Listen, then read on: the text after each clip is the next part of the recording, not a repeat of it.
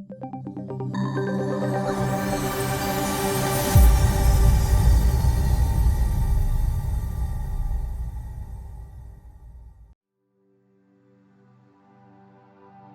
has a special dream for each one of us of something that God puts in your mind, puts in your heart, that is some kind of word, some kind of a vision. So do you have something that God has given you, a word from the Word about your life?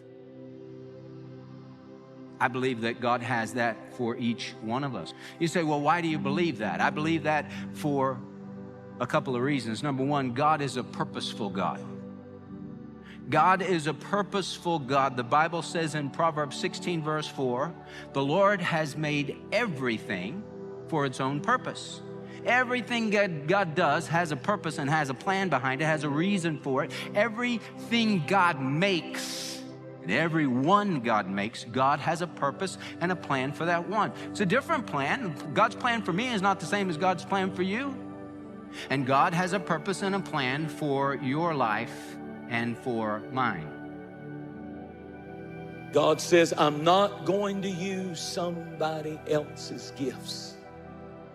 I even thought about how that we get to a place in our life where the gifts that we have, we don't even recognize how powerful they are. Sometimes you have to say to yourself, I've got it. I've got it. I can do this. I've got it. By His grace, I've got it. I can, Paul said. I can do all things. There it is. Through Christ who strengthens somebody else, me. God created every single one of us, and God gave us the personality He gave us, and God gave us the physical characteristics that He gave us. God did that. He saw you when you were being formed in your mother's womb. God is the God who created us. God is the God who sees us. God sees you. He cares for you. He created you. He sees you. He cares for you. He loves you. He loves you. He has something special for your life, a special and wonderful plan. I like what Herbert Banks Jr. had to say. He has this famous quote, "Believe it or not, you are a real find, a joy in someone's heart. You're a jewel, unique and priceless." How do I know? Because God don't make no junk. Isn't that good? God don't make no junk. So you are fearfully and wonderfully made. And God has a plan for you. The dream is not dead. Hey, keep fanning the flame of your dream. And what God has promised, God will fulfill. And then keep believing God for big things, because God's a big God. God does business with those who mean business. God does business with those who mean business. If you want God to plant something in your heart for your life to make an impact on this world for His glory and for your good, ask Him for it. I have a placard in my office and it says this: pray big.